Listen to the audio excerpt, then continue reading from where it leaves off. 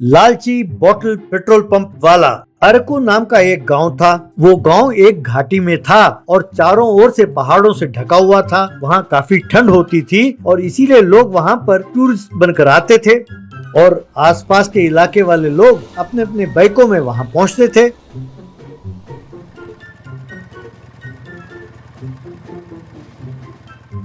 मनोज नाम का उसी गांव का एक व्यक्ति बोतलों में पेट्रोल बेचता था। मनोज पेट्रोल में केरोसिन मिलाकर उसे बेचता था, इसलिए उन गाड़ियों में धुआं बहुत निकलता था, लेकिन मजबूर होकर लोगों को वही पेट्रोल भरना पड़ता था।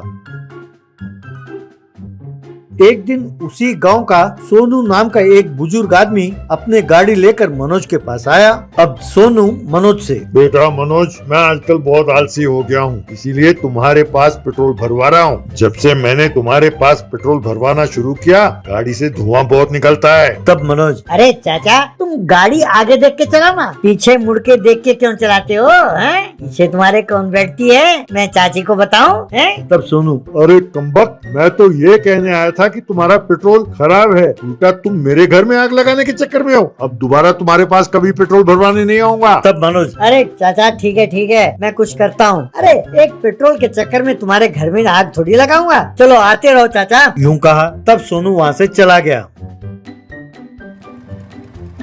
एक दिन उसी गांव का मैकेनिक जिम्बो मनोज के पास आया। जिम्बो मनोज से, अरे मनोज, कितने दिन तुम यूं ही पेट्रोल में केरोसिन मिलाकर बेचते रहोगे? ऐसी छोटी मोटी चोरियां क्यों करते हो? मेरे पास एक बहुत बड़ी आइडिया है। तुम्हारे पास पेट्रोल भरवाने जो आते हैं, उन गाड़ियों में केरोसिन की जगह डीजल मिलाकर बेचो। बस ऐसा करने से सारी गाड़ियां बहुत जल्द बंद हो जाएंगी। तब वे सारी गाड़ियां मेरे ही पास आएंगी। यूं उन गाड़ियों को रीबोर करना होगा ना। उन पैसों में आधा हिस्सा तुम्हारा, आधा मेरा। क्यों, क्या कहते हो? तब मनोज, अरे यार, मैं तो तुम्हें कुछ और ही समझा था। तुम तो भाई कलाकार हो, जादूगर। चलो ठीक है, अरे अपने पैसे बच जाएं, इससे बढ़िया और क्या होगा?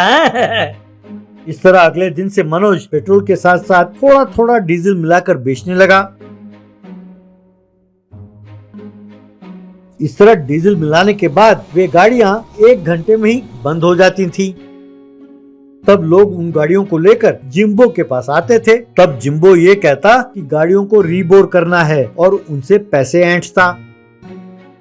यूं कुछ दिनों के लिए बहुत बढ़िया काम चल रहा था, लेकिन एक दिन जिम्बो और मनोज के बीच में उन पैसों के बंटवारे को लेकर दोनों में अनबन हुई। जिम्बो मनोज से, क्यों भाई, बस पेट्रोल में थोड़ा सा डीजल मिलाकर तुम हिस्से में बराबरी मांगते हो मेरे साथ?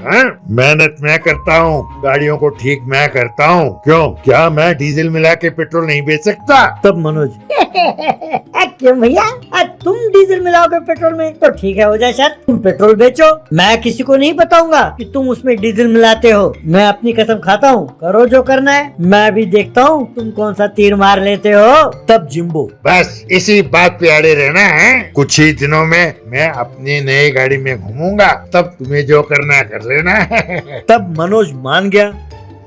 यूं अगले दिन से जो भी उसके पास आता था, उनको पेट्रोल में डीजल मिलाकर जिम्बो खुद बेचने लगा।